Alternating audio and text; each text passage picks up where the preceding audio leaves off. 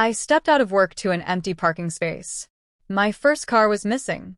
I called my parents in a panic. "Oh, sweetie, calm down. We gave it to your sister. She needs it more." My sister had wrecked 3 cars in 5 years. I hung up and called 911. Hey, Reddit. The weirdest part wasn't the empty space. It was the unsettling silence around it.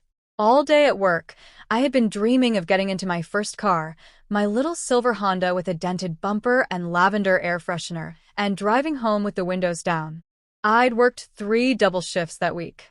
My feet ached, my stomach growled, and my mind buzzed from customers who thought being a service worker meant being a punching bag. But when I walked into the employee parking lot and saw only faded asphalt where my car should have been, it felt like the ground had disappeared beneath me. I blinked a couple of times and walked faster, hoping I had parked somewhere else in my exhaustion. But every row I looked in was empty. Every aisle felt off. My hands turned cold. No, this can't be happening. I jogged back to the original spot, staring at the painted number, the oil stain, the crack I knew too well. This was the place. My car was gone. A coworker passing by slowed down. "Are you okay?" she asked softly. "My car's missing," I whispered. She frowned. "Are you sure it wasn't towed?" "No." Everything was up to date. That was when real panic gripped me. I fumbled for my phone, the familiar digits blurring in my vision. Mom answered on the 3rd ring, sounding cheerful like she had just come from a spa. "Hi, sweetie. What do you need?" "My car," I said, fighting back tears. "My car is gone." "Gone." "Mom, someone stole my car." There was a brief pause, then she laughed. She actually laughed. "Oh, honey, relax. No one stole your car." My stomach sank. "What do you mean?" "We gave it to your sister. She needed it more because her car broke down again. Yours is in better shape." It just made sense. It was the first time in my life I felt my heartbeat stop. "What?" Mom sighed like I was being unreasonable. "Your sister needed it more, sweetheart. That's my car." "Mine. You didn't ask. You didn't call." "Oh, come on," she interrupted. "You're 24. You can Uber for a while." "Uber." My chest tightened. "I bought that car with my own money," I whispered. "Every cent. I worked all of last summer to afford it." Dad's voice suddenly came through. They had put me on speakerphone. "And we're proud of you," he said condescendingly. "But your sister has wrecked 3 cars in 5 years. She clearly needs it more than you." "That's not help," I snapped. "That's enabling." Dad groaned loudly. "Please don't start. You're always so dramatic." Dramatic? That word had been thrown at me since I was a kid, whenever I dared to disagree. "Put her on the phone," I said through clenched teeth. Mom hesitated. "She doesn't want to talk to you. She feels guilty." "Good," I exploded. "She should." "Honey," Mom snapped. "Don't shout at me. We're your parents. We made a decision as a family." "As a family?" I laughed bitterly. "Funny, no one included me." Dad sighed. "Don't make this difficult. She'll bring it back eventually." "When?" I asked. "Next week, next month, next year?" Silence. Of course, they had no timeline because they never intended to give it back. I pressed a hand to my forehead, feeling the heat of tears. "You took something from me," I whispered. "Something I earned." "We raised you," Dad shot back. "We deserve a little gratitude." I almost dropped the phone. "Gratitude," I repeated, stunned. "For stealing my car." "We didn't steal anything," Mom insisted. "We simply reallocated resources to the person who needed them more." That was the moment something inside me snapped. Not out of anger, but out of clarity. "So," I said quietly, "you're really not going to return it?" Dad huffed. "It's already done. What's the point in arguing? Just get a ride home. We'll talk later when you're calm." Calm? The hypocrisy hit me so hard I let out a humorless laugh. "Okay," I said softly. Mom perked up. "Good girl." And I hung up. I stared at the phone, my reflection dim in the dark screen. My hands shook, but not from fear, from determination. Because as I stood there in that vacant parking space under the fading orange glow of the streetlights, I realized something I'd avoided for years. My parents didn't respect me, not even a little. And respecting myself meant doing something they would never expect. I took a deep breath, wiped my face, and called again. Not my parents, not my sister. The number I dialed was steady, firm, one that didn't care about family politics. 911. What's your emergency? I swallowed. Yes, I said. I'm reporting a stolen vehicle. Do you know who took it? The operator asked. I closed my eyes. Oh, I whispered. I know exactly who did. And what happened after that? The police, the reports, the confrontation that revealed everything that followed. The 911 operator's voice stayed steady. Can you describe the vehicle?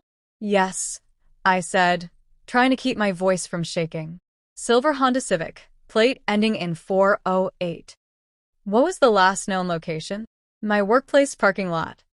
And do you know the person who took it? I inhaled. My sister and my parents helped. There was a pause. Not disbelief, just careful consideration. Understood. Officers will call you shortly. When the call ended, I stood alone in the parking lot, hugging myself against the cold, as if trying to keep something inside from spilling out. 5 minutes later, my phone rang again, a local police number. Ma'am, we received your report. We're heading to the address listed for your vehicle. Can you confirm this is your parents' home? Yes. Do you want to meet us there? Or would you prefer we update you after contact is made? My throat tightened. I'll come. I got a ride from a coworker. Silent, awkward, but kind. The road felt longer than usual. The lights outside the windows blurred like paint across the dark. When we arrived at my parents' house, I saw 2 patrol cars parked out front.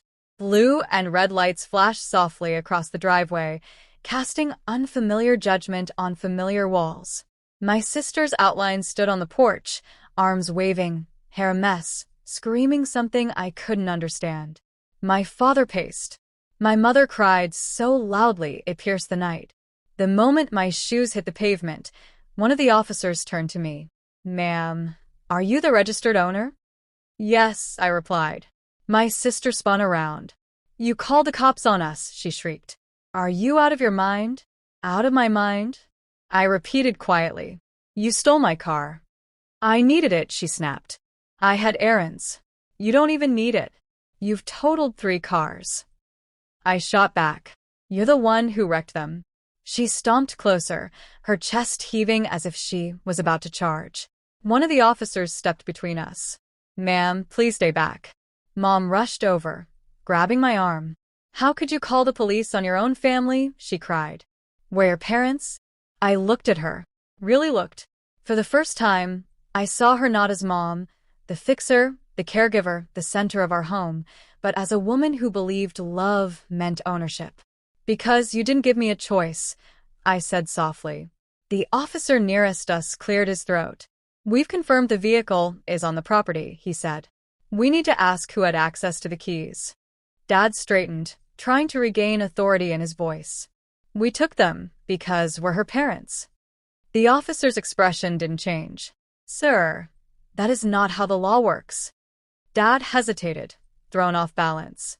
Mom stammered, but she's our daughter. We can borrow her car whenever we want. The officer shook his head. Not without her permission, because she is an adult and the vehicle is registered solely to her. My sister's voice broke. It's not fair. She can't even drive that well. I deserved it more. One of the officers turned. Deserving it isn't relevant. This is vehicle theft. Mom clutched Dad's arm. Please don't arrest us, she begged. We'll give it back. We promise. The officers didn't move toward cuffs, but their tone grew serious. At this point, the owner decides whether charges proceed. The weight shifted onto me. Everyone stared. My sister was furious. My mother was hysterical. My father looked humiliated. The officers patiently waited. I looked at my family, really seeing every wound, every pattern, every moment that led to this. Every you don't need that. Every do it for your sister. Every stop making things hard. Every sacrifice demanded from me because I always said yes. Well, this time I wasn't saying yes. I want my car returned immediately, I said. And I want my sister removed from my insurance. The officers nodded. That part we can facilitate. My sister screamed. You can't do that. I need you on my plan. I turned to her. I'm not your safety net anymore. Then I looked at the officers. As for charges, I'm not pressing them tonight. A collective exhale from my parents.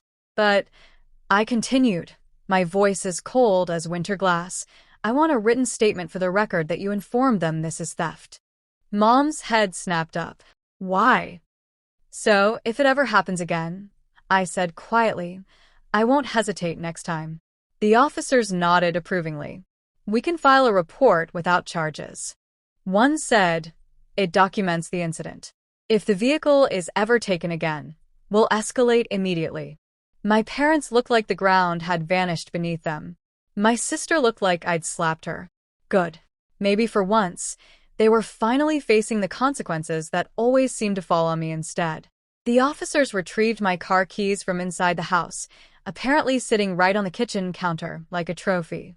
When the keys landed in my palm, I closed my fingers around them, feeling a warmth that had nothing to do with the metal. My father stepped toward me. You embarrassed us, he hissed softly. No, I said. You embarrassed yourselves. My sister stomped her foot. You ruined everything. I can't believe you did this to me. I tilted my head. You stole my car. And you think I ruined something? She opened her mouth, then closed it. Mom wiped her eyes. Please, sweetheart, don't do this. Don't make it hard. I stared at her in a long, heavy silence. Then you made it hard. You made it impossible. I walked past them, toward my own car. The one I bought, the one I earned, the one they tried to claim like it belonged to them by default. I opened the door, inhaled the familiar scent, and felt something release in my chest. Freedom, a boundary, a beginning. As the officers left and my parents watched from the porch, I pulled out of the driveway without looking back. For once, I wasn't a child who just accepted things because family comes first. This time I came first, and that changed everything.